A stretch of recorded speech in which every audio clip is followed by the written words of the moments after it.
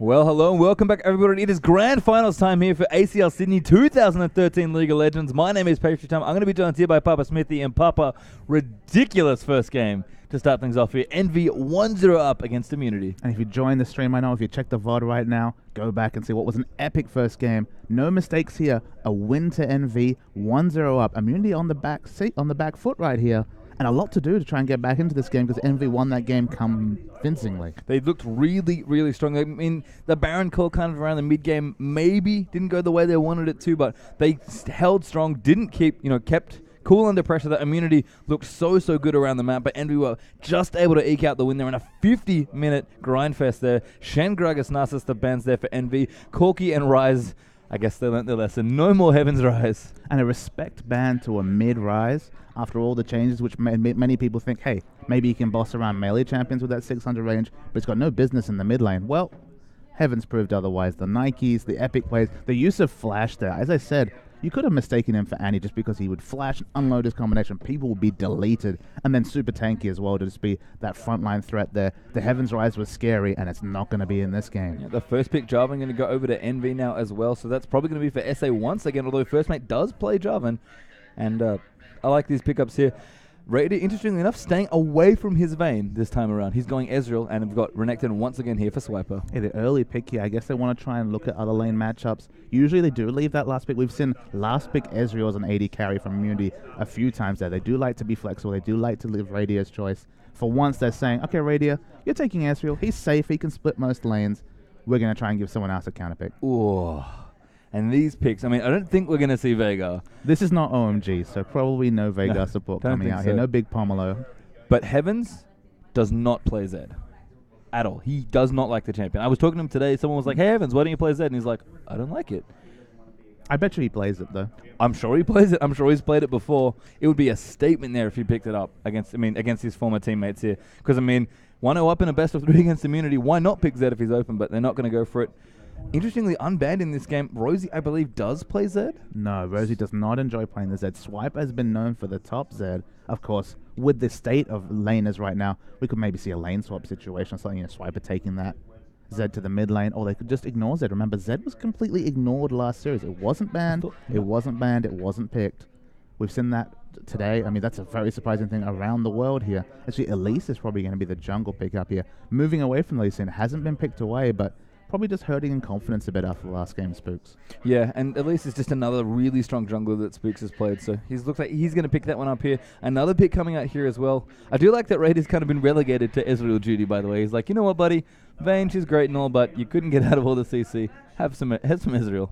Have the sleepiest carry in the game. And I do like this Thresh here from Minky. He's such an aggressive player. Used to play mid that a lot of people may remember. And when he plays support, he's pretty all in. Absolutely. He loves the playmaking supports there. A lot of similar flavor between him and Rosie, of course. They've gone with Rosie in the mid lane here. Minky could easily have played mid lane himself, of course, a noted mid lane player in the Oceanic scene.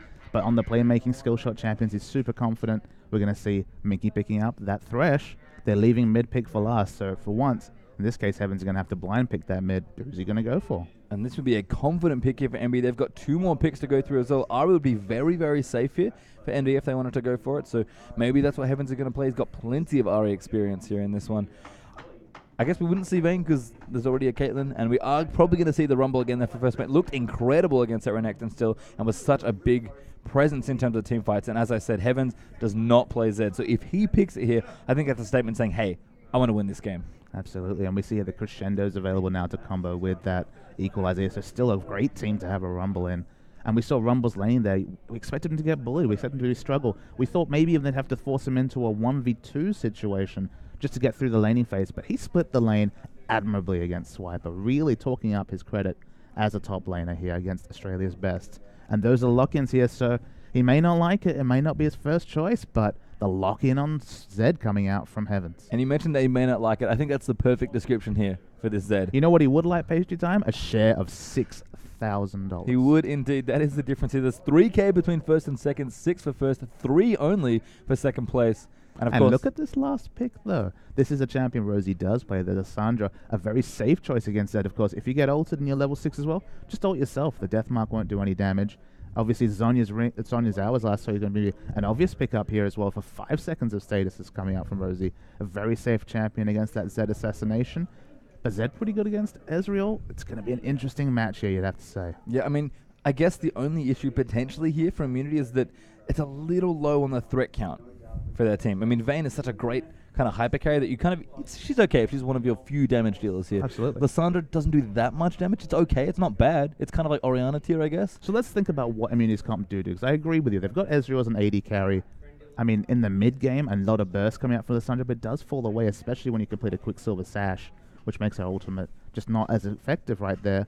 So it's really only Ezreal for the consistent damage, and they've got the off-tankiness. They've got Elise and Renekton who do very decent damage in team fights. What they do have is picks. Their 2v2 is massively strong. Lissandra in the mid lane is super scary because at level 6, she presses R.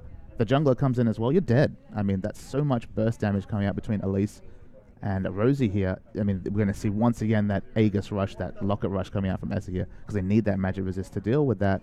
And the same story is true between the instant click CC that Renekton can provide, or the death sense that Thresh can provide, and the Elise. So, look, Spook struggled last game. He didn't have the impact we expected.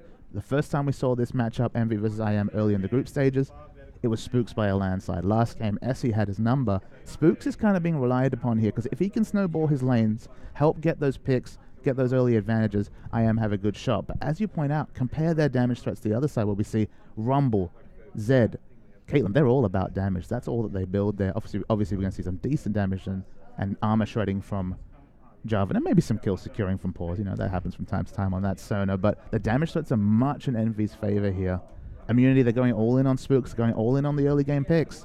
Risky, but if anyone can do it, it's Spooks. I guess just a small thing here as well.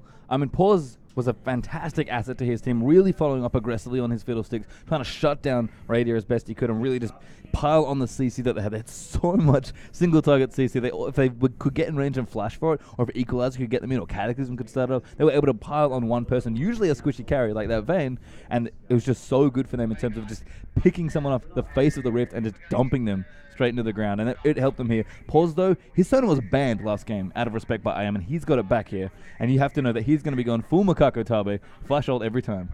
And I guess the question we have though, Patient Time, let's think about this Immunity lineup. We don't have Elysia in the jungle anymore. He was one of their main shot callers in times past. Remember some of their fun strats, the fun strats we've seen, the roaming Blitzcrank, all the kind of things that Immunity have picked up. We've seen very standard play from Immunity so far. The finals is usually when we'd see that kind of hijinks play, that little bit of cheese. Not full on cheese in terms of team comp, maybe the roaming Alistair we've seen in the past from them, the roaming Blitzcrank. Will we see something like that, something different here? Because they need to dig deep. They have to win this game, or it'll be their first tournament loss, which we were discussing just off air there. Their first tournament loss since they failed to qualify for WCG 2011, 2 and a bit years ago. A very, very long time ago. And that was a completely different team as well. In fact, nobody from that team is currently on the current Even Immunity Radio squad. wasn't a current member at that time. Brady is now the longest standing member of Immunity, or whatever. You know who was a member, though? Heavens was a member. He was, wasn't he? He remembers that loss. I'm sure he hates it. I'll remind him about it after the game, but he would love to win here against his former teammates. And I was kind of talking to you about it as well. There's a lot of history there between Heavens and the rest of Immunity, of course. Again, they have not lost in a very long time. You know who hasn't won in a very long time, or ever? Spooks. Spooks has never, ever been on a winning League of Legends Always team. the bridesmaid Spooks, of course, with XL5 Solo, with the XL5 Luna, with the... Eclipse. I got 3 times wrong. XL5 Eclipse, and of course the Chiefs in previous times. Always the bridesmaid. Won a few go-falls, but never the big one. And Heavens, if he does win here, he'd be the only person who's never lost a tournament since WCG 2011. That's true, actually. So that's another interesting thing there. And if Heavens can carry like he did on Rise last game was all about Rise and just how strong he got. They're going to be having dreams about Heavens, haunting their dreams, because he's come back. He was with them for so long. He's going to come back and just be a thorn in their side right at the last. They thought this was going to be their victory possession. They thought this was going to be over, and Via winning. I mean, Heavens left Immunity, what, a month ago? Maybe 2 months ago? Was actually retiring from competitive play, is what he told us. Come back to have a bit of fun. He's apparently come back to slay his former teammates and win his share of about 6K, which isn't too bad. Maybe he'll get some extra for playing so well, but we'll see what it can do here. We've said the entire weekend that Heavens loves to play on champions he's comfortable with. It is rare he is comfortable on Zed, but if that's what he thinks his team needs to win, then he is picking surprisingly selflessly for a player that just plays whatever he wants most of the time. But still getting ahead of ourselves here. only game 2 here between these two teams. Envy are up 1-0 here against Immunity, something that I think no one thought would really be the case here. Everyone expected a 2-0, as almost always from Immunity. But we'll see if Envy can do it here. It's not... Immunity have lost in tournaments before, but they always find a way back. They have played from behind. This is not unusual for them. They have... I don't think they've ever lost 2-0, except for the WCG that we just mentioned earlier. That was one of their few 2-0 losses, so... And that was so many metas, so many seasons, so many players ago. Exactly. It's almost not worth considering in this case, but just shows how dominant Immunity have been, never losing a tournament final. And there's the potential here, Patreon. There's a very real potential. I mean, Immunity have not lost since becoming Immunity.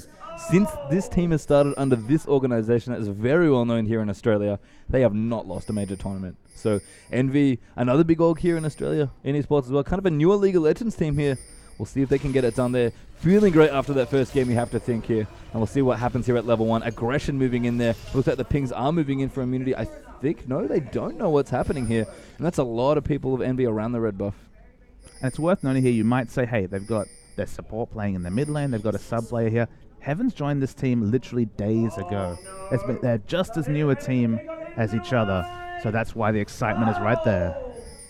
And apparently we're not the only game having fun here. That's StarCraft behind us that you may be able to hear. But it is finals time here for ACL Senior 2013. Pause and Castiel on a ward there, but a nice ward being chucked out there by Cerner. We'll know what's going on in terms of that buff coming through. And they're still hanging out here. They want this red steal so bad. But SA, he may have overstayed his welcome a little bit on the aggressive side. They will have vision here if they want to. But Minky, he's going to do a bit of face checking here. That's maybe not what he wants to do. The damage is in the Pills of a Peacemaker coming in. But Immunity outnumber NV here. And Jarvan going to start this one off slow. Spooks got counter-jungled to all hell in the first game here, but he's going to be very happy with this. And now he has the big experience advantage at 2 minutes 15. No experience yet for Jarvan whatsoever. It's going to be a very late leash here. The lane swap is on, but it's going to be 2v2 up the top. You called this the Australian meta. The map flipped here. And we're going to see once more the Swiper versus First Mate battle.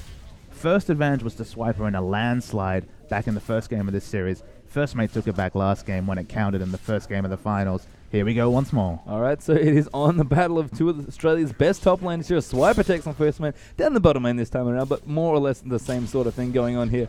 We saw First Mate play very passively against Renekton, which is very smart. You don't want to get too aggressive there up against the Crocodile. He's so good early on as a lane bully. And again, we're going to have Castiel's Caitlyn back in form against a different champion this time in Ezreal, but he's going to be pretty comfortable in this matchup. Castiel seems to love himself some Caitlyn, and especially against a player like Radier, you really want to play carefully.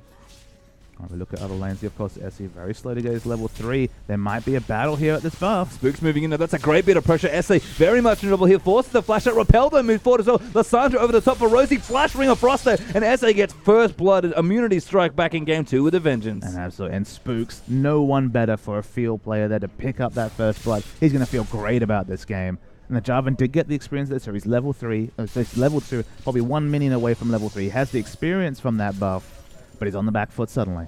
Yep.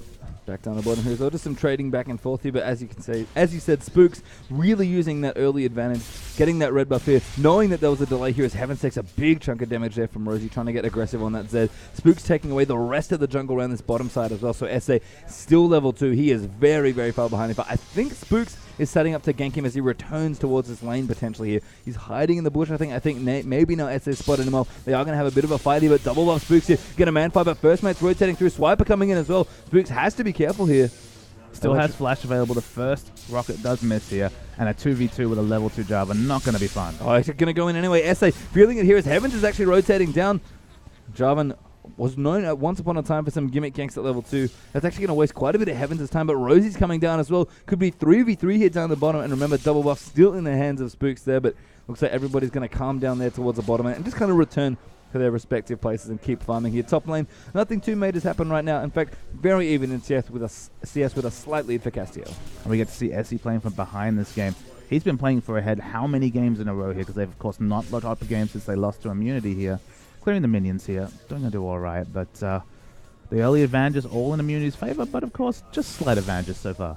Yep, and you can see kind of reflected in the gold here, about 500 between the two teams, but not a whole lot at all here. And that's basically just first blood gold for the most part here with that extra 400 gold that Spooks was able to procure for himself. Other than that, we are going to have actually looks like Spooks rotating towards the top lane now. Maybe going to look to set something up there in a 3v2 situation. Farming down here in the bottom lane. It's very, very even once again here. Seems like it's really close. He's actually first mate going to go aggressive here. Swiper got to be a bit careful. The Minky riding in the Lantern comes through. Castiel now going to get jumped and backs up for the Cocoon. Very nice moves there. The Flayback actually hits pause, but Castiel though does find the Pilt of a Peace, but doesn't quite do the damage he would have wanted.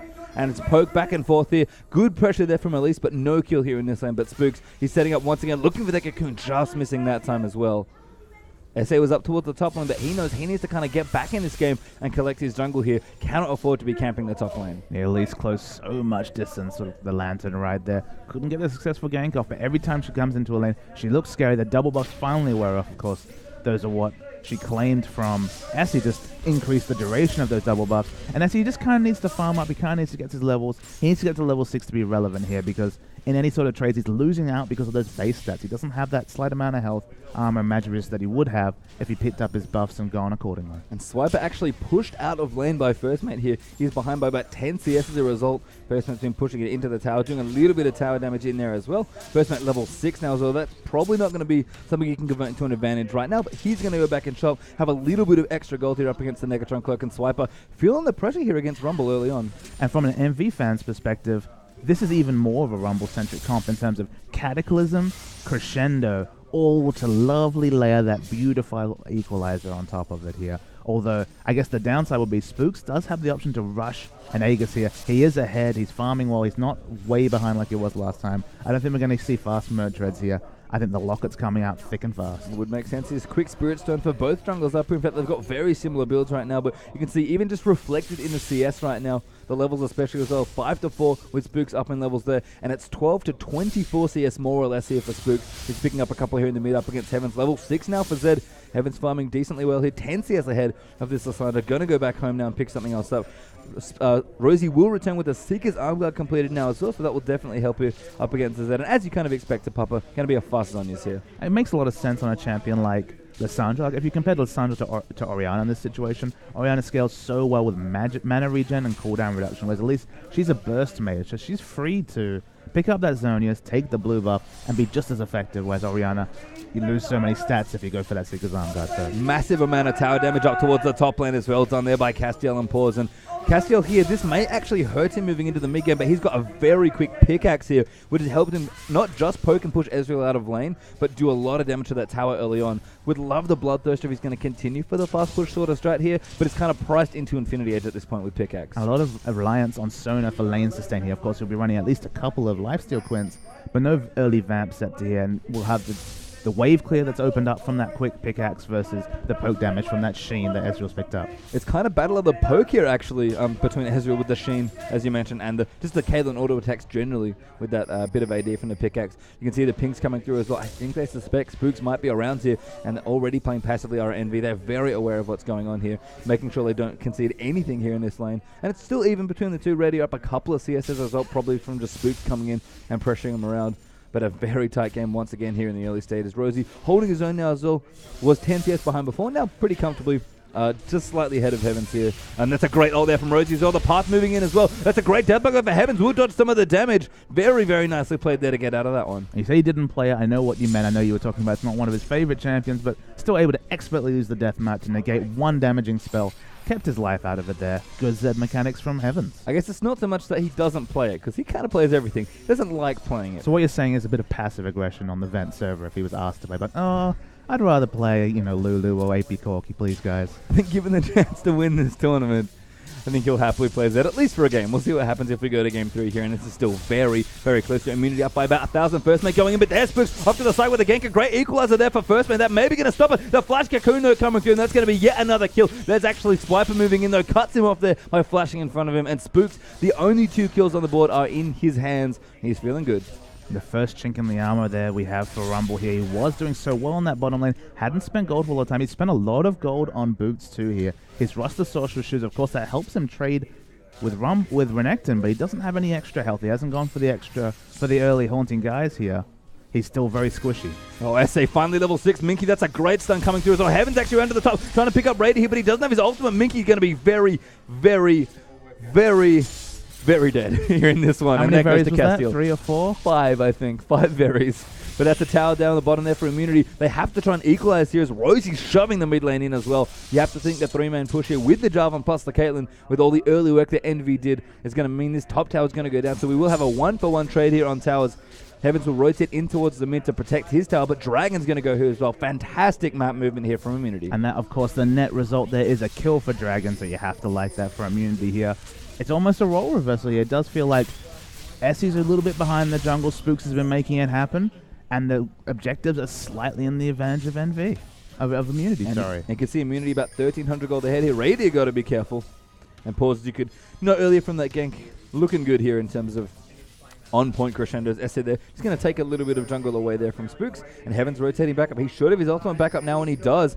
They're going to go for yet another 4-man gank. They are picking on this lane here. And that was what worked for NV in the last game as well. Essie really picked on the duo lane here from Immunity. And I think they're trying to do it again. In fact, First Mate almost giving away the roam here from Heavens. He's off the map. First Mate's in the mid lane trying to keep things happen there. You'd almost think the players were lagging because no one was moving base time, but the minimap tells you another story here. They're backing away from that really aggressive pick opportunity. Minky just playing very safe there. And I mean, Immunity kind of knowing what's happening. You can see Radier kind of doing what Castiel was doing in the other game, actually. Just chilling and kind of freezing this lane. He doesn't want to get kind of too caught out here because he realizes that they are really gunning for him, and that is sort of the plan against Immunity, is kill the Radier, but they've got so many talented players and it's not very easy to kill one of the best, if not the best AD carry in Oceania. So you remarked on the early pickaxe, which made a lot of sense. It was the most he could buy. It helps with wave clear, helps with wave control. He's gone for the BF sword here. You'd be forgiven for thinking it'll be Infinity Edge. It could still be a Bloodthirster into a Last Whisper face time, which I'd actually rather see, just because Caitlyn's their only ranged wave clear here. I mean, obviously Heavens can use his Shadow to try and wave clear, and Rumble and Essie have some range wave clear, but the instant burst of wave clear from that Piltover Peacemaker is one of the reasons why Caitlyn's strong right now. The Infinity Edge is nice, but it's almost a luxury compared to just how much Bloodthirster offers Caitlyn. Yeah, so we'll see what Castiel decides here. Rosie actually going in onto Pause, wants to try and get it done, but First Mate's baiting him in there. The ult is up there, and that's a stun onto Rosie. No frozen Timberting pot. No, there it is. Actually goes for First Mate, though, and Heavens is going to clean it up almost. Doesn't quite get the assist as First Mate gets that done, and beautiful bait there from Pause. But speaking of rotation, we're going to see 2 members moving towards the bottom hook here. for Minky, plays him back, not quite over the edge. The box pop there for Minky, nowhere for Pause to run, and he's, no, he is dead there. Actually runs into the wall at the last second there, but Radier had 2-shot rush, but there he's going to get dived on here. The barrier moving in, the Lancer coming in as well, but the death mark does pop there. SA now with a Cataclysm on top of Minky, going to get 2 kills for 1 there. That is a good discount if there ever was one. Envy looking good, but Immunity shoving down the bottom lane once more here. Spooks and Swiper on a mission to tunnel all the way to the bottom inhibitor. First Mate uses his ultimate to try and defend it, but doesn't get it done. There's the repel off in there as well. Cocoon will miss there as First Mate finds the juke. So a good bit of play there from Rumble will keep him safe. But the global gold here looking good, and V now counter pushing down the mid lane. Once again, Bubba Smithy, huge back and forth here in the early game. And it's so hard to really ascertain what happened in the last minute. I worked out who came ahead from it. An inner turret is a big burst of golden experience. You really do like that for the Immunity side here, but the only real advantage that those bottom 2 turrets get is over the enemy red buff and to some degree Dragon. So they really need to get those aggressive wards down to the enemy red buff and try and justify that early push there. Because, of course, it doesn't open up Baron Vision. It doesn't open up anything else for them. That's the big advantage they've gained there. But otherwise, the kills, I mean, we talked about the damage threats on the NV side. They're all getting a go on it. 1 kill for everyone here, barring the Sono, who's just happy to have a couple of assists. Rosie's been doing really nice work here in the mid lane, kind of getting this tower as low as he possibly can. Immunity, I think, really want to break down that last mid structure just so they can get a little bit more room and try and make some plays. I mean, there's been fantastic movement by both teams here in this game, because it seems like Envy getting the better of the skirmishes and I'm getting the better of the pushes here. And I mean, we saw such a back and forth in the first game here. This one is no different. Immunity, another great bit of pressure. They get the tower that they wanted here. Send Swiper up towards the top lane. He's going to pressure there as well. 4-man push here from IM and no answer for Envy. 3-2 now in turrets. Could be 4-2 quite quickly if Swiper's mission up towards the top lane is successful. But Envy, they fought back here before. They were behind in towers, but kind of ahead in kills in a similar spot here in this game. So this is an interesting tipping point here. We talked about the time when the double magic penetration items were finished on Rumble the previous game. They're finished here, and once again, the selfish choice has been picked up here. The Spirit of the Ancient Golem, which of course offers at least a lot, but no sign of an Aegis yet. 2,000, 2,500 gold away from an Aegis here. That Rumble ultimate, especially when he takes 11, is going to devastate Immunity. Swiper looks like he will get this tower here, but there's 4-man shove, no 5-man shove from NV. They're going to get that tower very cleanly, so 3 for 3 now and Trites 4 for 3 as Swiper completes his objective up towards the top lane. Going to keep pushing here potentially as well. Unfortunately for NV, no teleport this time, but blue buff looks pretty juicy here. Going to go over to somebody, and Dragon is back up in a minute and a half. Not quite the timing they would have wanted. And NV, I think they just realized that it's not up yet. They would have a reasonable timer despite not getting it. And Swiper, they've got to stop him at some point. He's getting a lot of free farm here, a lot of free experience, and of course he's wearing down this tier 2 turret in the top as well. I like the counter push shove in the mid, but they do have to back off here and kind of not give immunity that much room. So Heavens actually hasn't tried to make the beeline for the Bay the Ruin King here base time. He's got the Hex Drinker for that laning in the mid lane. He's got the Brutalize, which of course very core on that kit. So this is the interesting point. Who wins in a 1v1? Heavens, who doesn't have a Bay the Ruin King, isn't working towards that item, but still has quite a lot of damage against a Spirit Visage Renekton. No armor completed whatsoever on Renekton just yet. I guess Zed? I mean, it's a huge burst of health. He is level 11 here, Renekton, so a lot of health to come through, and of course no percentage health damage coming from Zed. It'd be a very long, drawn-out thing, I think, right there. There'd be a lot of juking, a lot of slices and dices, but an interesting question posed right there. But you see the Giant's Belt, you see the Cloth Armor. Maybe Randuin's the next pickup, or maybe the Sunfire and those Ninja Turbies. Yep, so Dragon is back up here soon as well. Envy really got the better of immunity in game 1 through a great Dragon fight using that Rumble Ultimate. First mate on the way to level 11, but not quite there yet.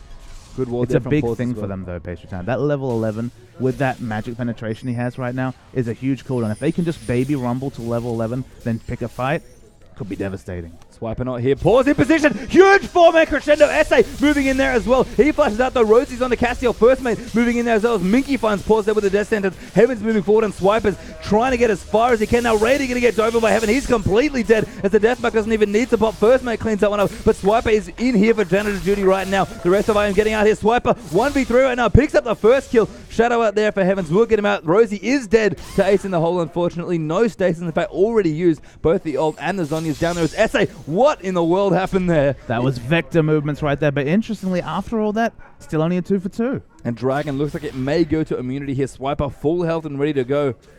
Everyone a little too low here on NV. That was a huge ult by Pause, by the way. Absolute man mode.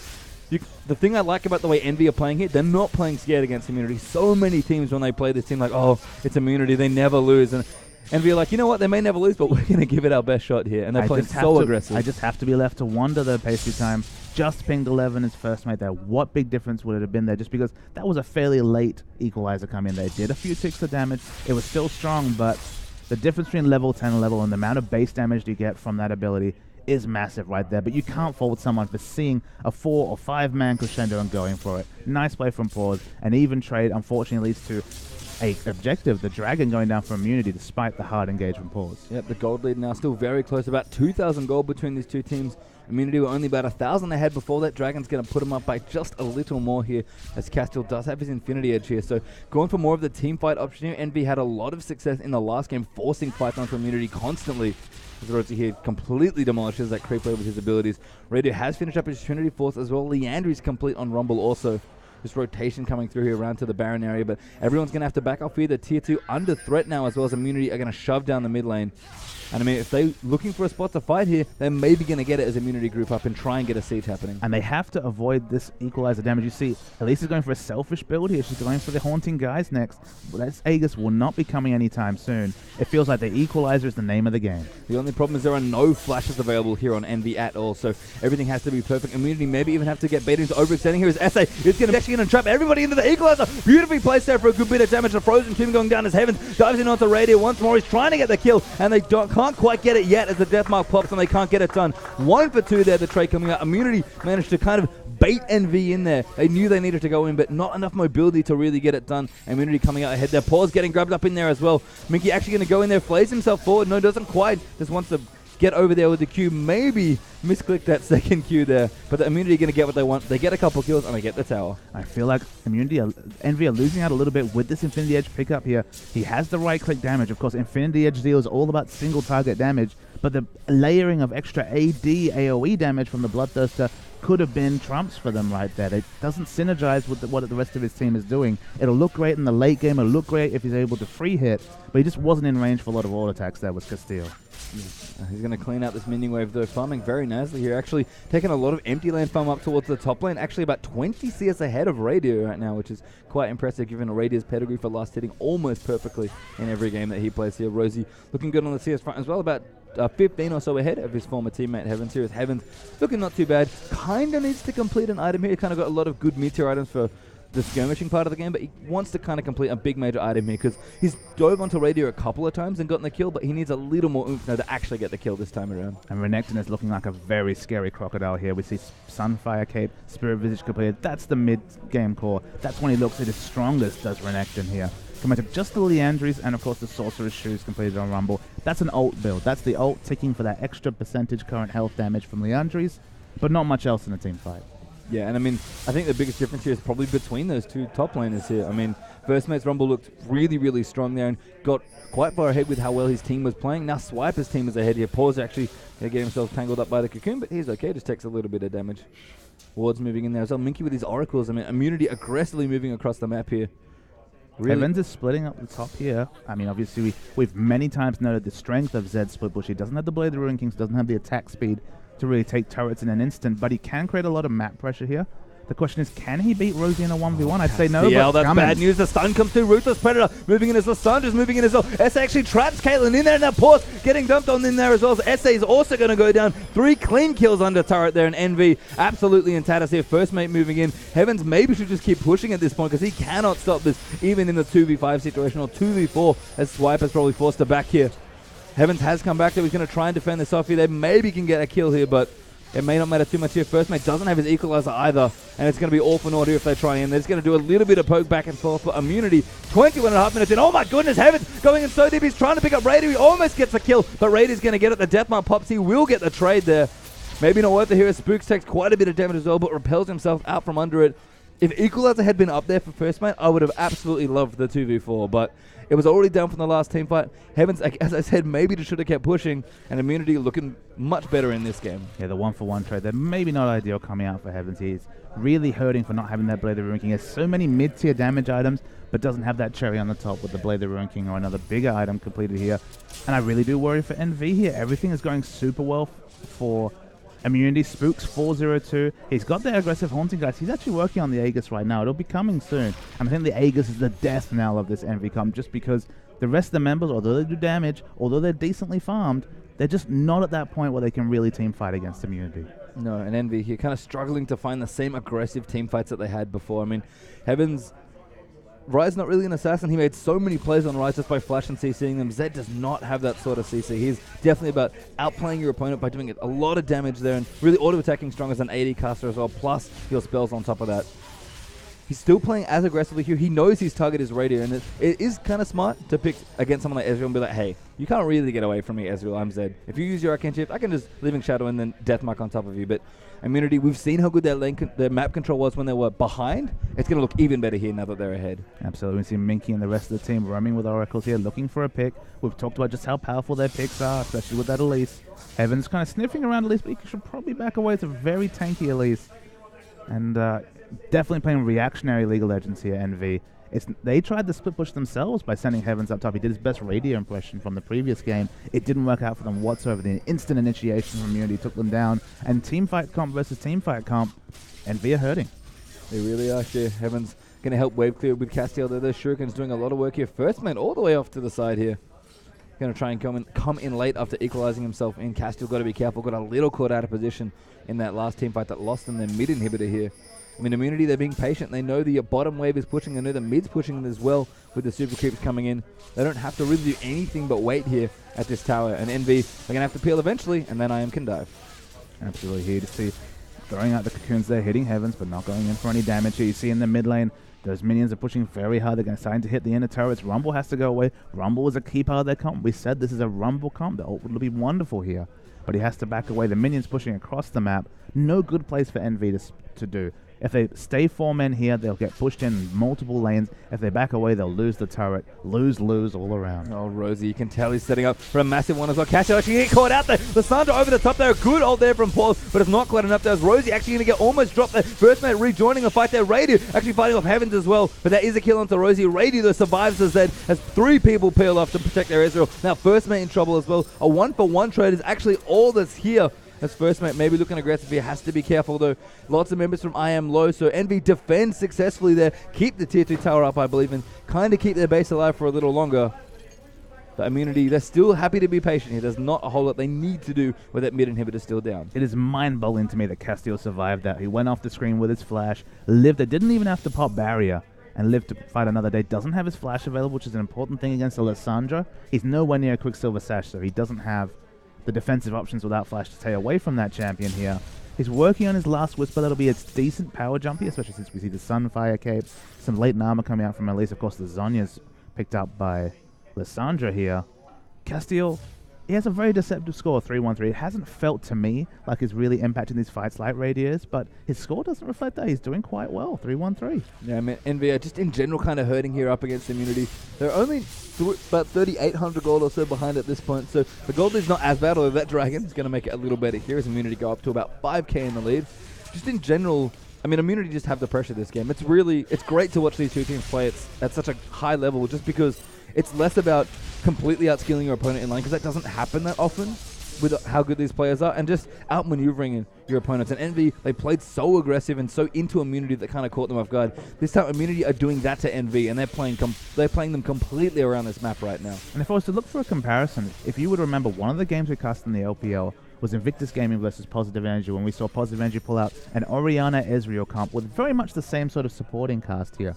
Lissandra and Orianna, both about control. You'd say Orianna maybe more teamfight damage over the course of time. Lissandra more about the burst. But it's a very low 2-threat comp, but you can win with that sort of comp, even against high damage comps here, just because Ezreal is a hyper carry in terms of mobility. It's something I've said a few times, but basically you can't buy the ability to Arcane Shift just at a regular ability. You know, it's such a strong ability there. He's able to position around a fight, poke in and out. Of course, he has the Quicksilver Sash now to be even safer from Zed. You can't buy the sort of mobility Ezreal's kit brings. And the late game, if he's able to ignore all these damage, you know, Arcane Shift away from Rumble, move away from Ezreal, move away from Jarvan, move away from Zed, he'll be able to win these fights. And we see them aggressively pushing down mid. Heaven's caught out once again.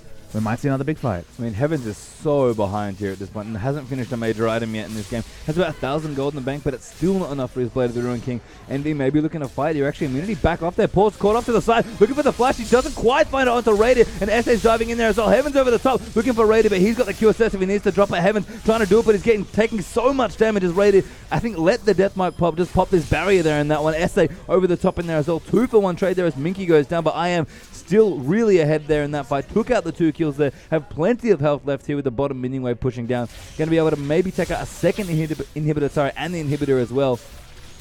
Heavens, his impact was not felt this game, as he said. The fights they were winning was when he was able to skirmish against Ezreal and kill him immediately, but he never got enough farm. They couldn't quite get the global gold going, and Immunity as a result pick up 2 inhibitors there in that push. I mean, 28 minutes into the game, he does not have Blade of the Ruin King. You don't need to know much about League of Legends to know that is a very slow timing for a key ability, a key item for that burst combo. He just doesn't have the burst for Radiant. I mean, it's naught at this point. It doesn't matter really, because he has that Quicksilver Sash. If he chooses to, he can negate that massive amount of burst damage from the Deathmark here.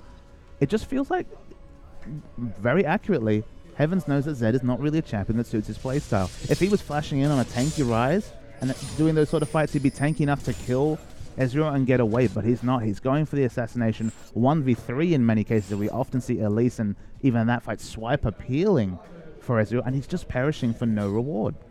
And it is really causing some problems here for Envy. I mean, everyone's behind on gold. It's not just Heavens here. And Immunity have really just taken over this map and called it their own here. But such a small lead despite this pressure here. Only 4k, reminiscent of the previous game where Immunity were in touching distance for most of the game here. They haven't carved out an unassailable victory here, but they're looking good. I mean, those two inhibitors are going to cause problems for this Baron contest here.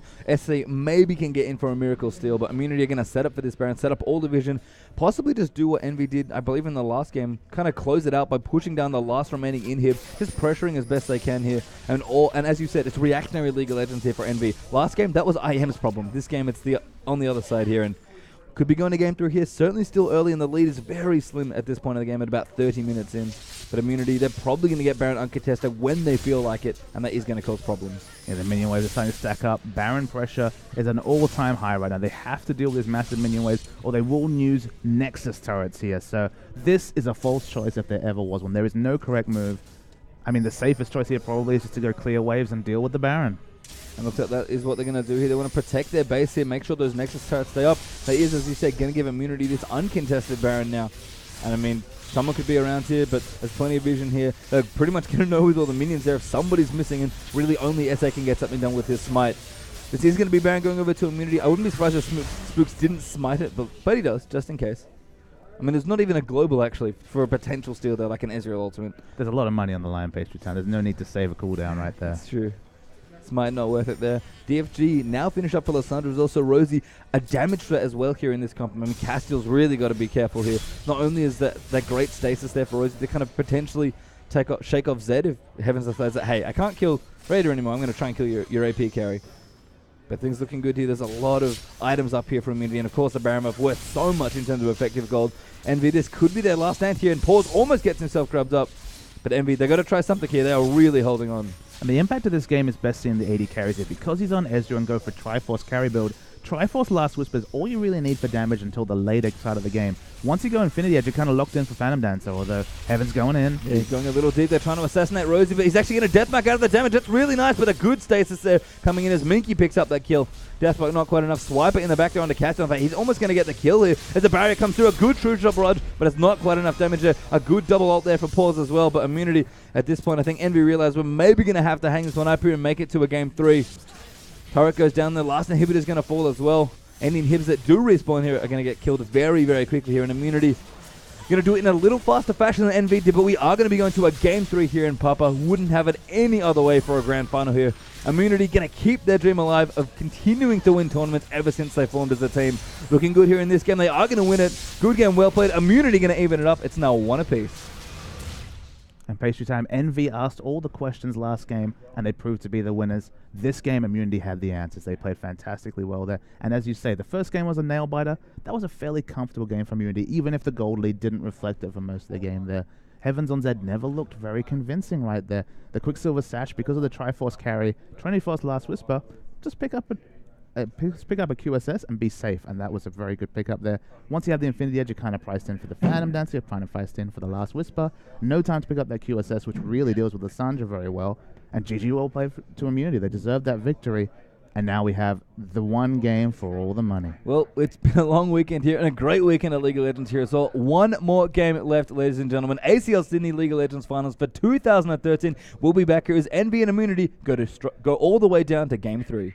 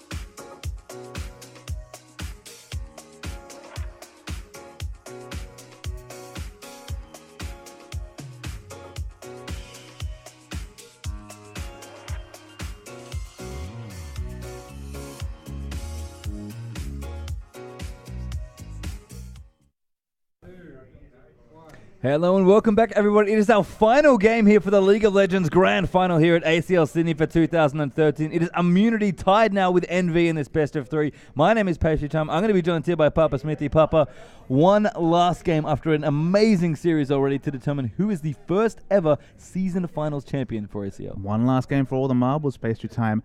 $6,000 to the winner, $3,000 to second place. A big difference. There's $600 ahead, obviously, between being first and being second place. And also the pride here, especially on the NV side. Second place, under a different name, at ACL Melbourne. They're here at ACL Sydney. They've got their new lineup. Heaven's in the lineup, of course.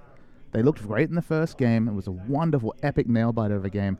Immunity kind of took control of that last game and did very, very well there.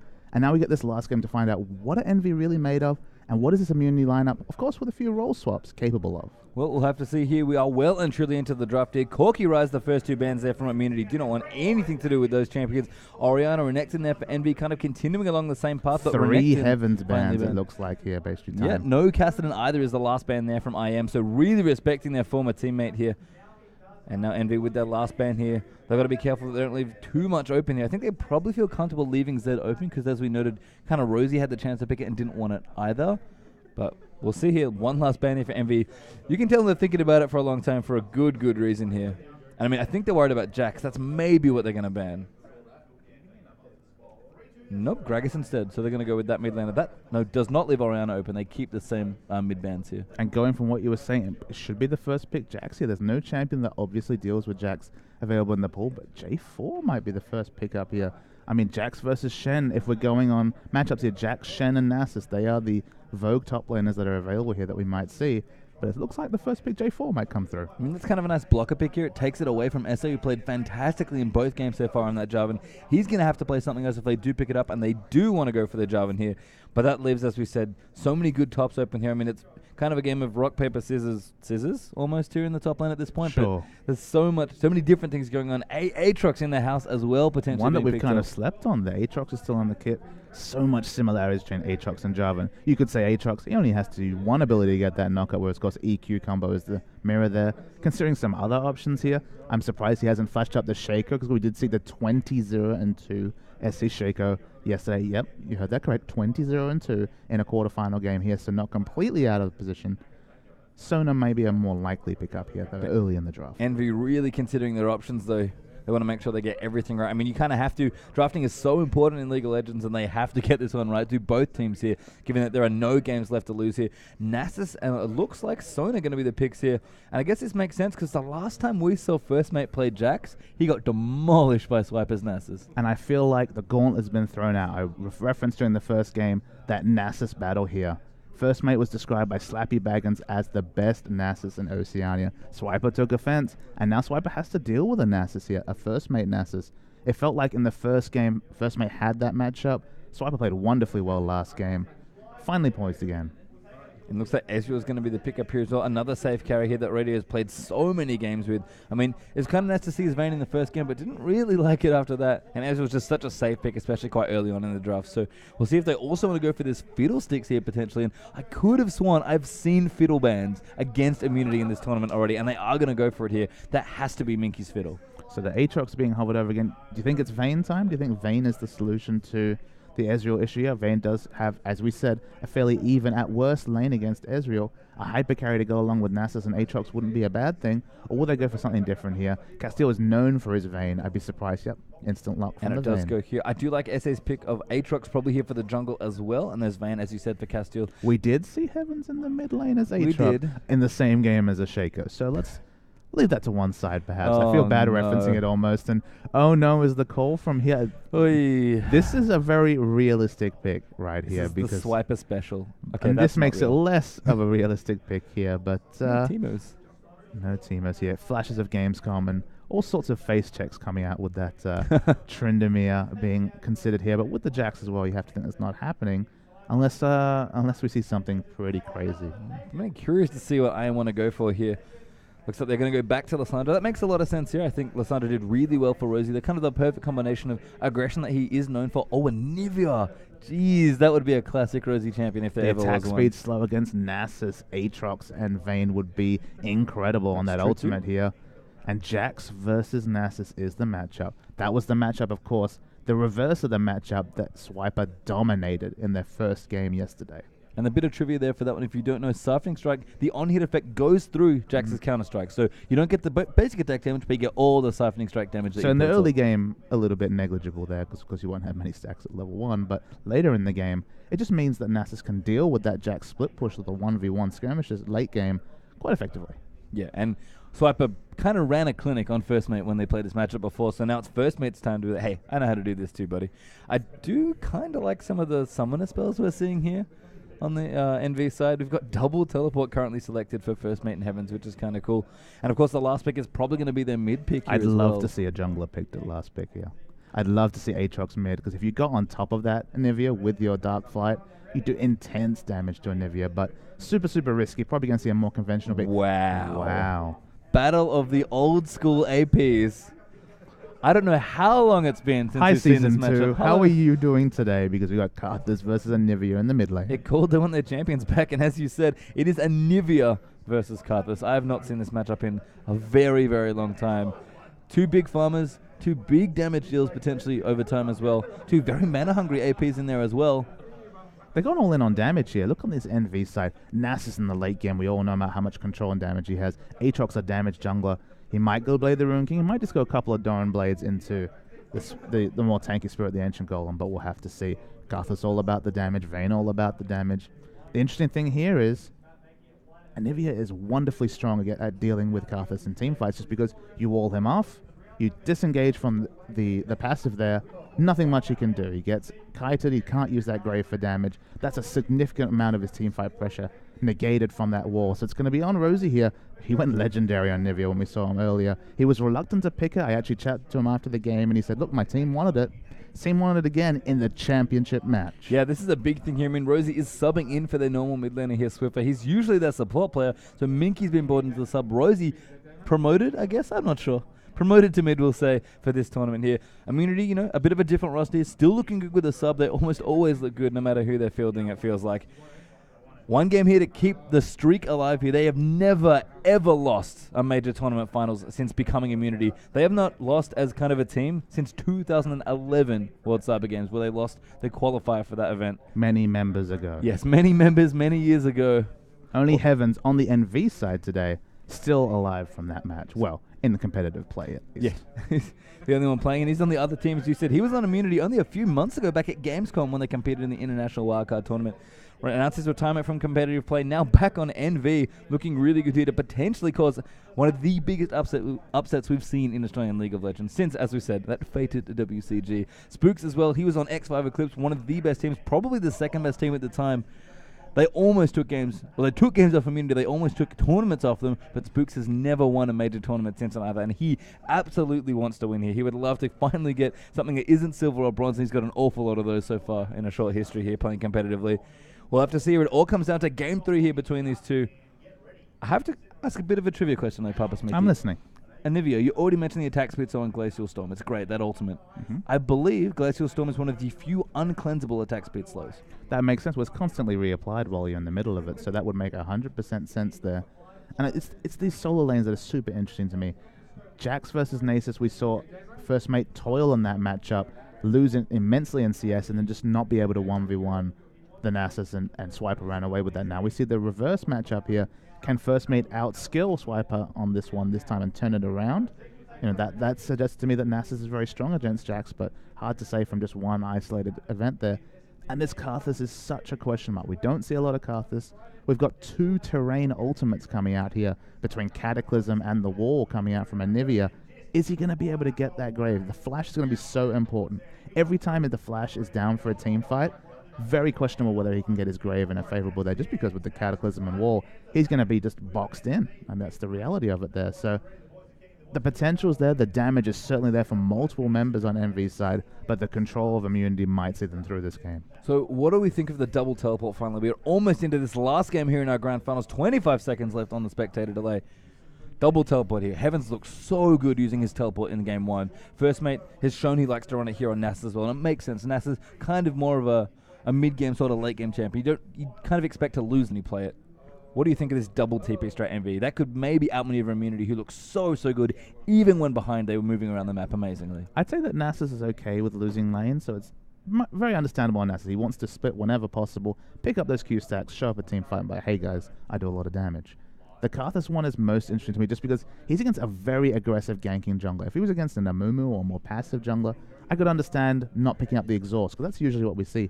The exhaust pick up there, but it feels like they're going to need to double ward mid most of this game. He's going to need to rely on maybe his jungler or just spend an extra money on gold. Otherwise, his flash is never going to be available just because Jarvan, so much CC available there to complement the CC out from Anivia. So it's a super risky ploy from Heavens, but we saw the super risky pick in game 1 with the Rise. He went all in on a short range champion, not necessarily suited to mid lane. He showed us wrong. He played fantastically well there and carried his team to victory. He's going all in for it again here. And we'll have to see. And we kick things off with a tournament pause. It's been a while since we've had one, but we are starting things off here with a breath. It's okay. Plenty of League of Legends left to play here, but I guess maybe not that much, given that this is our last ever game for 2013 for an ACL League of Legends event. And what an event it's been, Pastry Time. We started with 7 teams, unfortunately one team having to drop out to stop that magic 8 number. We're left with Envy and IM on paper the strongest team, on performance easily the strongest teams here. We've seen some great teams come and go. This is the final we all wanted. This is the 1-1 final, which almost never said in Australian League of Legends. Immunity looked very vulnerable in game 1. There was more the Immunity we expected in game 2, and now it's all on the line. It is indeed, and it's kind of fitting that it's the 1-2 seeds that have actually made it into the final. Kind of what you expect going into a tournament, to have, you know, the number 1 make it through, and I guess number 2 is who you're thinking there. Frey played absolutely great against Envy, but couldn't quite get it done in the semi-final. From what I was very watching. close. And now IM versus Envy. These teams have, with their current rosters, haven't been around for that long, but it feels like already we've got a long rivalry in the making, and we are going to get back into this game now. Immunity on the left for our last game here in our grand finals. Envy on the right. One more game left here in this best of 2. They've split the first 2 1-1, and it all comes down to this. And I expect some very aggressive wards coming out here. I expect they're going to be looking for intentional lane matchups here. See the Doran's shield complete on Nasus, which suggests to me, hey, I probably want to lane 1v2. We'll have to see though. I wouldn't be surprised to see Paws going for that very aggressive ward towards the inner turret there so they can get the matchups they're looking for. Yep, so we'll see now. Level 1, as always, very important in League of Legends, so we'll see what the teams decide to do. It's kind of funny, they've traded favorable invades in games here as well. In the first game, Envy had a great level 1 invade that completely denied Spooks away from one of his buffs and really left him crippled on his Lee Sin. In the second game, that's exactly what IM did to Envy here, and looks like both teams once again are going to go for aggressive invades. Nice wall they put down at the red buff already by Immunity, so they know where Envy are, and they've got lots and lots of options here. They are checking the brushes are Envy. They're going to get the wards down here nice and aggressively. But I mean, at this point, what do? Because they need to make sure that no one gets hamstrung here. If they trade buffs, that's fine. But last time Immunity got the better of them in game 2. We'll see if Envy can maybe make the difference here. And maybe for the last game here, we'll actually see an even trade of buffs. Well, there's so much more complete information for Team Immunity right now. Sitting happily on a ward at SE and First Mate here. They know exactly where the lanes are going. You can see the Castile still towards the back. You know First Mate's boarding back here. They have complete information. They're still as 5. I smell some kills. I like the decision here by Immunity as well to pink ward the enemy red buff here. This is going to be a potential slaughter. Yep, so they're going to move through here as best they can. They've got complete vision of the 3 members. They don't know where Heavens is. Minky over the top, ready for the stun. Do find it there. The Flash Fear is going to move in as well, and that's a flash there for SE. His passive stop. He dark flights his way out. No kills at all actually from Immunity there. They went for the Aatrox. He's kind of squishy, but he's got the passive to keep him up. He is forced to take dark flight at level 1, but he should still be able to do a buff here, although he's kind of low. Maybe he won't be able to take it here. Lee Sin, not Lee Sin, Jarvan is going to be able to pick up his red buff though, so Spooks is jungling on time here. Could be a bad news here for SA. He's actually making his bottom lane tank, I believe, is Paws. Yes, he's helping him out here. SA will be able to start things off with a smiteless blue with very little health there. That was super close to popping his passive there. He's forced to back at this point, most likely. He is indeed. He's already back to base. Not the invade Immunity wanted when they re-invaded their own red, but a win nonetheless. A massive win though, Pastry Time. You're underselling here just because we saw last game. What can Spooks do when he knows the enemy jungler is disadvantaged? The enemy jungler is super disadvantaged. He saw that he was low. He can foresee that he's got the ward at the enemy red, so you know if he went to his enemy red, he'd know all about it. But you can see right here, Spooks, again, has the early advantage, and he can make of this game what he wants. Yep, and he's going to go straight towards the top lane. It feels like he's got double buffs already. He's looking to get Swiper ahead here, and then he's not happy with 2. He wants a third one. I mean, he's going to go for it. They pink-watered it as well. You're right. He's not looking for the gank right now. I mean, if he finds Aatrox, he does still have his passive, but level 2 here with only 1 buff is not really good news for SA. Castiel takes a ton of Darkwind damage here as well. And this is kind of something we haven't talked about that's a little interesting, as Spooks actually looks for the mid lane gank there, forcing that flash out from Heavens early. Aatrox coming back into lane here. Got a couple of pots to go along with his Doran Blade.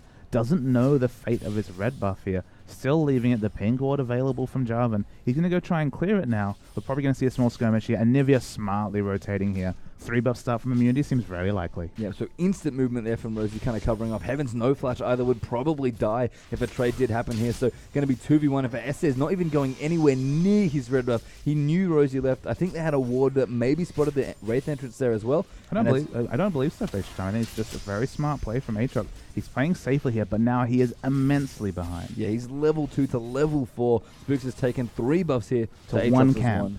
Yeah, you're right. 1 full camp, not even little camps there. And of course, he only got the 1 buff, his blue, which he almost died to pop that passive early on here. So things behind here for SA. And it's been kind of a battle of the junglers for me a lot in this series as well.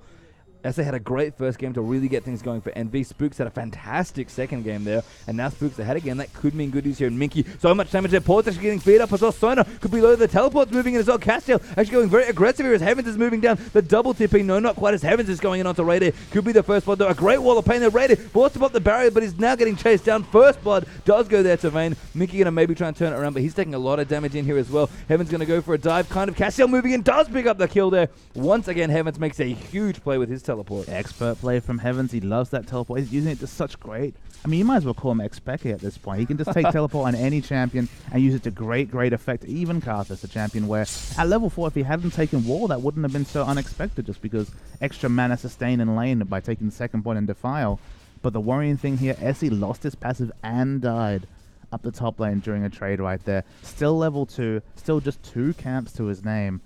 I mean, there's not much he can do. It almost feels like he should duo lane at this point just because everything is very scary to this Aatrox. I mean, he's very happy to be splitting some of this experience while he can. Level 3 there, finally. He's 2 levels behind Jarvan at this point as Heaven is going to eat some of this interview harass. Great bit of poke there from Rosie coming out as he bursts him down just a little there. But I mean, Karthus feels pretty comfortable. This lane is very much about farming, especially in the early stages. And Rosie, I like this rotation. Does he have a ward? He does not. But just checking out Aatrox wants to try and keep SA away from his Wraith if he can at all and really continue to bully the jungler. Absurdly massive purchase coming out from Castile here. Already has the Bilgewater Cutlass completed after that nice early game. Despite being 11 CS down, having such a strong amount of combat stats available. But the freeze is on again.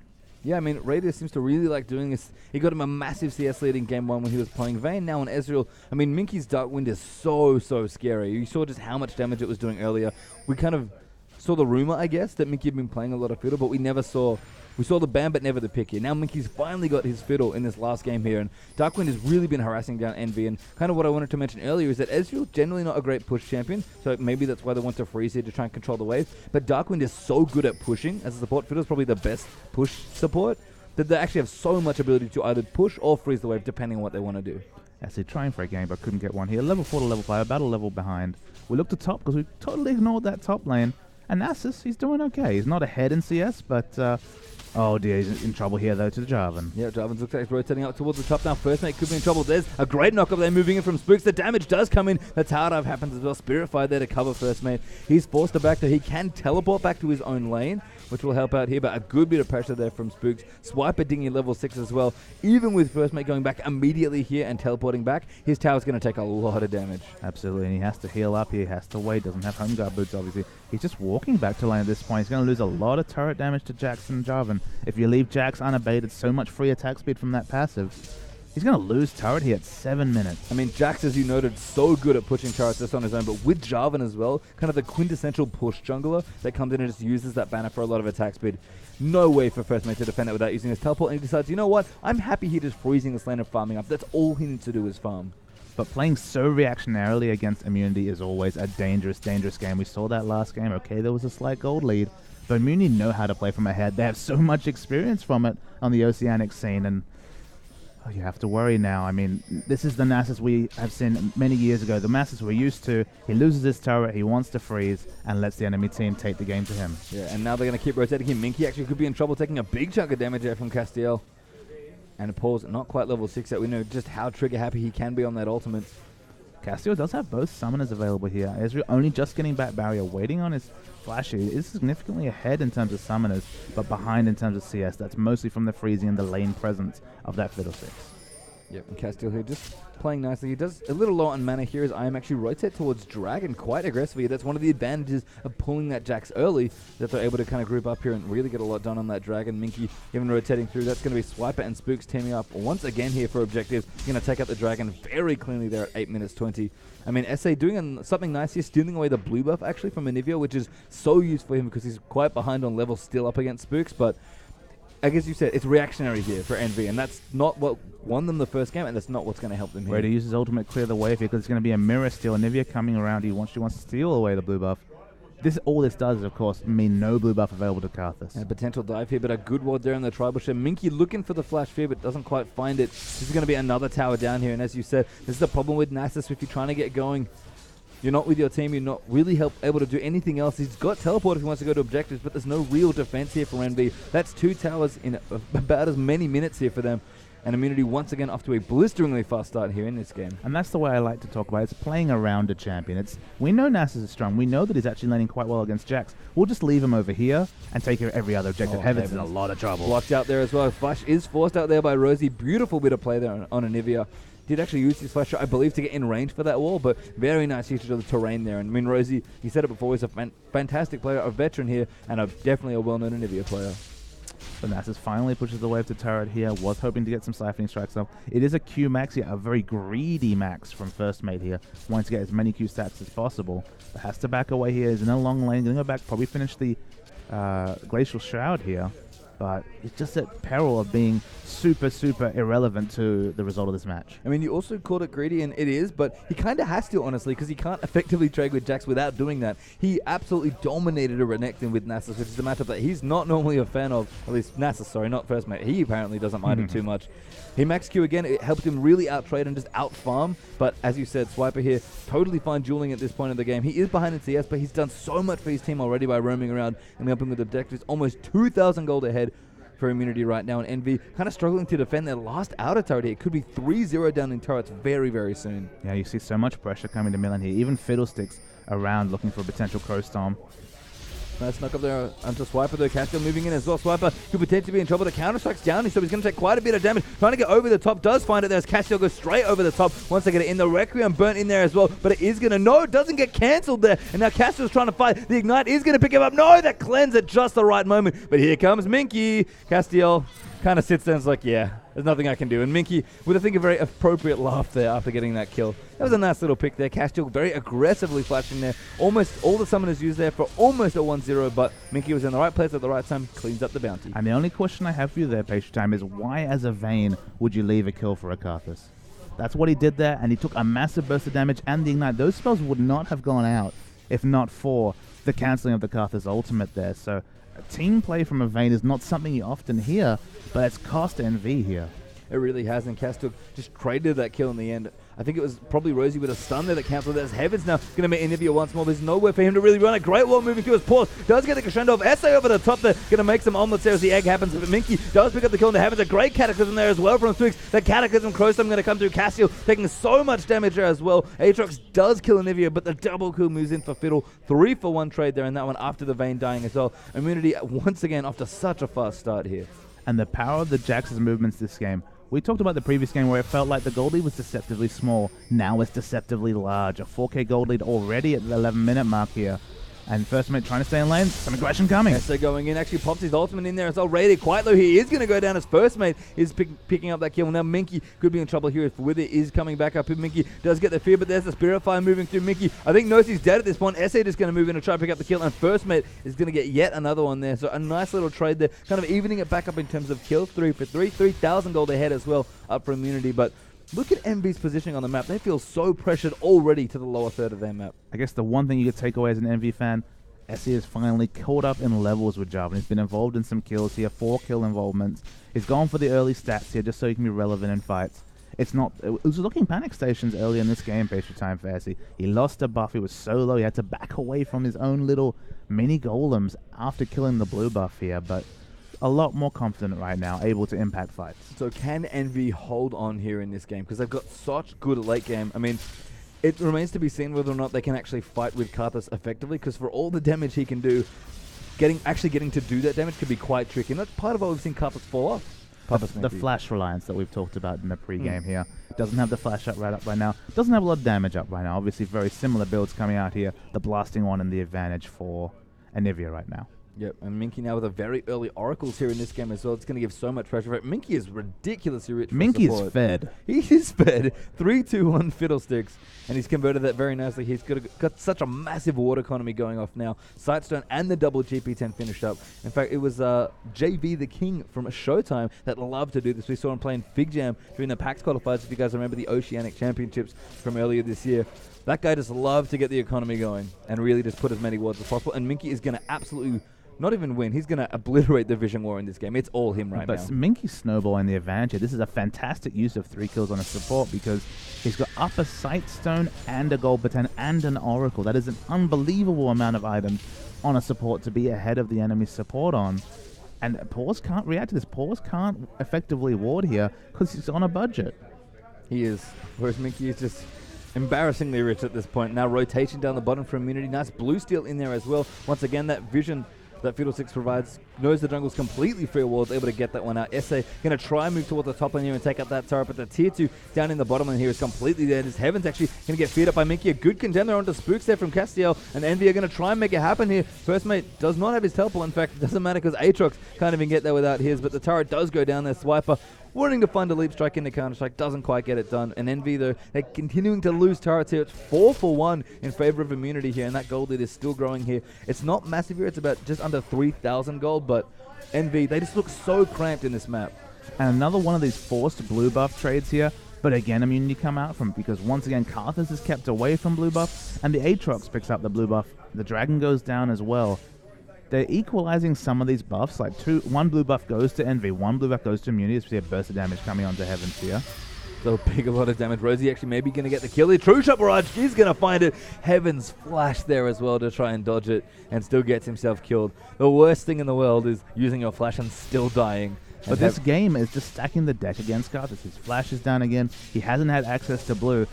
The resources are still being used very effectively, very optimally on the Immunity side, whereas they're almost just being forced to put blue buffs on SE just to counter some of the 3 buff potential. Niam apparently didn't like the long game they lost. They're really putting the pace on now.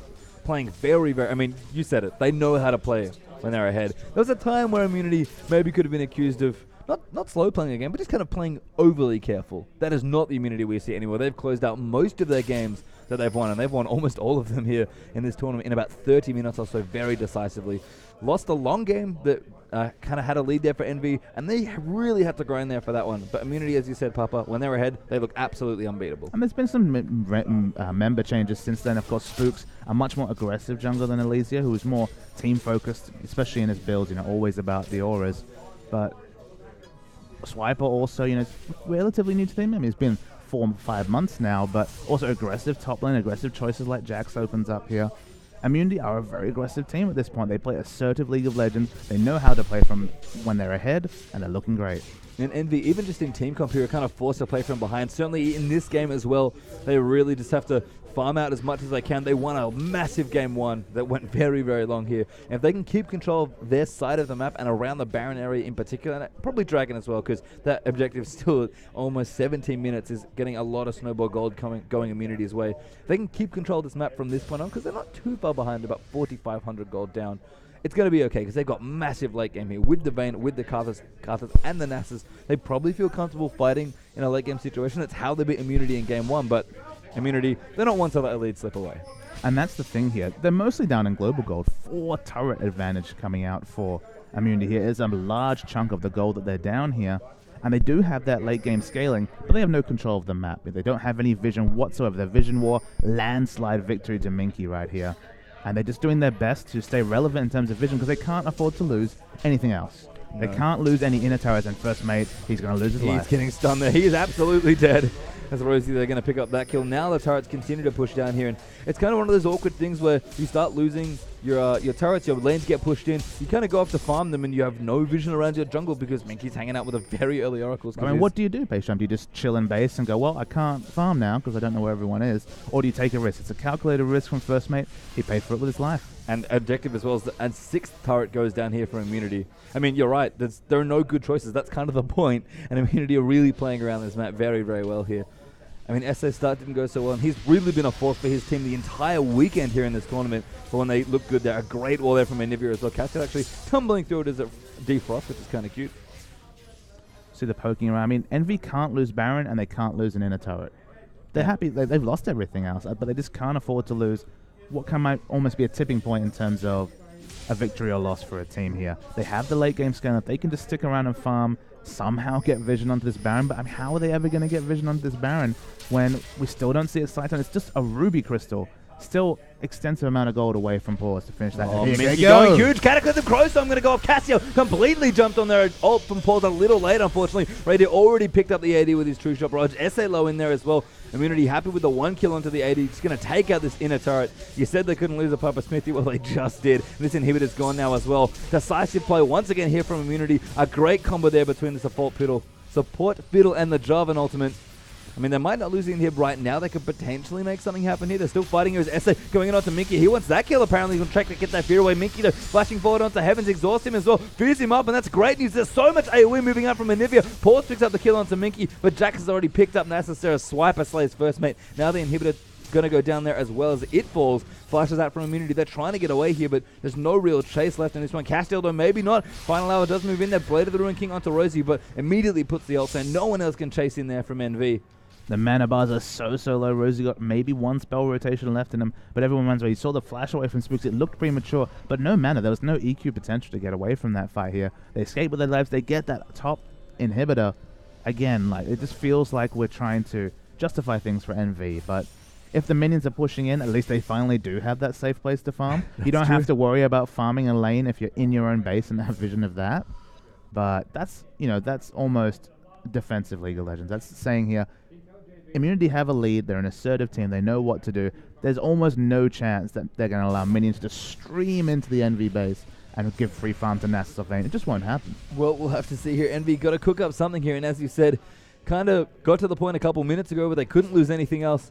Lost the things you said they shouldn't lose after that point. The point of no return was achieved, and then it's been exceeded now as Immunity are continuing to hammer down this NV team. Baron is very much ripe for the pickings now if Immunity want to go for it, but they don't even need it at this point. And the gold lead, I think, still deceptively small, though at 20.5 minutes, 7k is probably enough to go, hey, that's a lot of gold we're down by. So Minky here's got the boots mobility to go with his bevy of items. Finally, sight turns completed by Heavens. Flashes away there. Again, another defensive flash from Karthus. Spook cleans him up. There's a Cataclysm moves in. Raider actually gets another kill there. I mean, Karthus, he's not even getting a chance to potentially farm up in teamfight. Every flash he's used so far has been defensive. He's died a couple of times there as well. First mate now in trouble. They're going really deep here on Immunity. They're happy to dive out from under this one. Nasus, even though the tankiest member of NV, they're still going to go after him. I mean, so much pushing here. They ping down towards the bottom. Minions pushing down towards that inhibitor turret as well. Immunity kind of have their pick of what they want to take out here, and they're going to go with this mid turret now. At the mid turret is going to be very swiftly taken down here between the Demacian standard, the Jack's passive, Ezreal's item. It's going to DPS it down, no answer. But Evans is alive right now. They can go for a last-ditch fight, or they could just accept a second inhibitor falling. I think they're going to have to at this point. They don't really have a whole lot left. So we'll see what happens here. Immunity looking to try and take a next inhibitor here. But it's looking a little dicey, unfortunately. And NV, I mean, they're really fighting for everything here in this tournament. But this inhibitor is going to go back down again. Swiper moving in there. Rosie get the last hit there on that one. 2 inhibitors down now. Immunity, I think they're going to go for tutorial-style win here. Just going to happily go ahead and just take out this last inhibitor turret. And Immunity looking like they're going to take yet another championship here. NV looks so good in their first game here. And, they will remember it. Immunity do not lose often. Even a game is hard to take from them. A great ult there from Paul. SA moving in there. Minky over the top, though. That's so much damage there with that Crowstorm, sorry. And it's just carnage here. That's a couple of kills coming here back and forth. Castiel picks up Minky. Karthus gets a kill on Jarvan. But that's 2 for 2 with Immunity still. You know what? Hey, we're happy with that. I mean, Envy aren't really leaving their base, so sieging it isn't too bad because they're going to have to go back and defend their Nexus turrets anyway, which they're kind of already at, so it doesn't matter. But Immunity still happy to keep going here. Rosie with the blue buff here, and Anivia just throwing out spell after spell. A super smart play coming out from Moody here. You see there in a 2v2 trade, unfortunately first mate is dead. The Requiem's still up just because there was no target left for Karthus to kill right here. Very, very nice cleanse there from Castiel as well, getting out from under that stun there from Rosie. But here's Anivia absolutely on point this game. Trapped first mate there in under the turret and was able to give Jax a nice free kill there as well. Immunity maybe going to back off at this point. They're going to continue pressuring. Nope, never mind. Actually going to recall. Got plenty of gold to spend, I'm sure. And it doesn't matter. Envy aren't going anywhere. Absolutely. The Baron is a free objective at this point. We talked about free Barons a few games in a row right here. You have to think one's coming out from Immunity right here. I don't know how you're going to walk past Minky's barrage of wards and the defensive play right here and even just contest that objective here. See a Dragon going down as well. This is going to take to almost a 10k gold lead for Immunity. They're looking great for this victory. And Minky, I don't know how many of you were lucky enough to attend EB Expo. Minky was having some fun. He was definitely enjoying the Pro vs Community games, or just the Riot vs Pro games that happened every now and then. But his one item that he was absolutely in love with was Shard of True Ice. And for me, we've kind of talked about it in the Chinese theme, Papa. We've seen the Ghost Blade from PDD seems to signal that he is feeling very confident in this game. For me, that item is Minky's Shard of True Ice. It's an uncommon item that says, hey, I'm having a little bit of fun. I may not be most effectively using the stats that I have, but hey, if he pops that on Jax, that Jax becomes just even more scary. I mean, it's not awful for sure. I mean, as you noted, on Jax is pretty good. It still gives you the Lucky Shadow gold as well. So, you know, it's kind of like just an upgraded Cadus like you pick. But if your support's buying an upgraded Cadus, something is going wrong here. I mean, we said it already. Minky is ridiculously rich here in this game. A 3-man Baron here from I Am Rosie, just ticking his ult away, just doing, whatever. I'm going to hang around, maybe stop anybody that tries to come through, prevent a potential smite from coming out. But a Baron there from Immunity, kind of just a formality other than anything else here. And they are poised to take yet another championship here at ACL Sydney. Yeah, I expect familiar words to come soon, but the game's not over yet. The red buff is applied to Castiel. Uh-oh, damage there coming through. Ultimate going to look for him here, does find the True Shot Barrage. Good tumble there from Castiel to get out of the way. And now this inhibitor is going to refall here down towards the top. Envy can't defend that one. The AD carry way too low for that. I mean, we're running out of time for Envy to kind of throw their last stand out here. They kind of got their one turret down towards the bottom, and that's about it in terms of what's left here. Swiper, he's going to take a couple of tower hits. Not too worried there. Counter-strike as well. He's ridiculously tanky, by the way.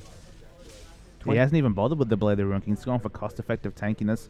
A little bit of damage coming out for that Hex Drinker, but he knows this game's going to finish sooner rather than later. Yeah, and Immunity going to move in for this last inhibitor top. Minky over the top of the Crowstorm wants to go in. SA actually knocking up there, but he's taking so much damage. A good ult there from Paul. He takes a massive chunking there from Rosie on that Anivia. Now the damage still coming in. Castiel trying to last it where he can. Minky, Shard of True Ice himself in a build your own Rylai's session there as Paws looking a little low there. Sniped there by the Mystic Shot from Raider as Spooks. Little low here as well. Castiel looking for the kill. Does find it, but there's a leap strike on top as Raider's going to pick up yet another kill. A double kill comes out there for Ezreal. The Requiem here for Heavens. Just kind of saying, hey, I think we're done with this one. Immunity looking strong here. They will be able to take it once more here. ACL Sydney 2013 Grand Finals. Immunity, congratulations once again. A familiar feeling for them here.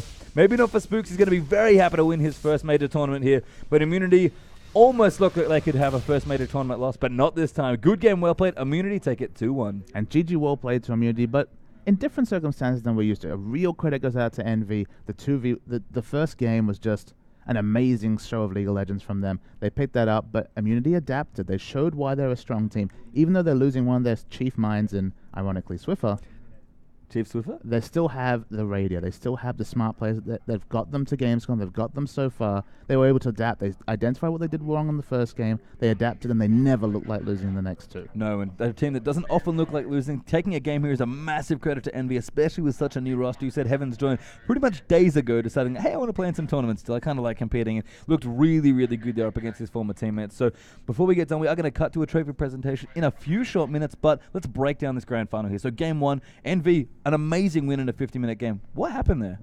I mean, game one was all about the strength of Ryze. The Ryze pick, which was subsequently banned, mid-Ryze being banned in 2013, all these patches later after the Ryze nerfs, was super, super surprising, but he was able to flash, apply that CC with the W with the Rune Prison, and just DPS down people. He was able to deal with the Vayne split push, which was looking like a potential ace in the hole for Immunity's side there, and they finally just played assertive League of Legends. It was all about getting picks. They got picks like they were OMG. just from the aggression that we saw, their reckless use of flash, getting picks and taking objectives, they did it super well, despite a bit of a lull in the mid game where they were trying to feel out what the strength of their comp was and took the victory. But there was a adaptation from Immunity after that. They played very smart League of Legends. They rotated well. I mean, look at Swiper this game. That adaptation to taking that early turret, taking a dragon, taking the bottom turret as well, that's just excellent League of Legends on display right there. I mean, for me, it almost feels like the junglers here really made such a difference. I mean, Spooks got dismantled in game 1. That's very rare for a jungler who's just so good here in the Australian scene. And SA played fantastic in that first game. Couldn't really get it going. Got punished twice in a row there in the next 2 games there for 2 and 3. And when SA doesn't get going, when junglers don't get going, you struggle as a team in the early and mid game because so much of your early pressure is dependent on them. I have to say, do you think Heavens maybe shouldn't have played Zed in game 2? I mean, look, it's easy to look back and say, yep, should work out. And it didn't. But how much of that was just a mindset? How much of that was his confidence with the champ? At the end of the day, that was the decision that was being made. It didn't suit their comp. It didn't seem like he was comfortable on it, but that's just us looking, away from the team chat, away from understanding what sort of strats are available to them, going on hearsay. But it didn't work out for them. This last game, I think the Karthus pick as well, I wasn't a big fan of it just because that was a last pick, Karthus, into Anivia, who already ruins his day with the wall. Cataclysm also. I mean, once his flash was down, he just really couldn't provide much, and he was held down that whole game. Immunity played so smart, and let's single out Spooks here. You talked about the fairy tale there. He finally gets his victory, and it was on his terms. Those last 2 games, he would have felt dejected. The 1-9 Lee Sin, the reactionary play to SA in the first game. He looked like a defeated man, but after that, 2 strong performances, 2 victories.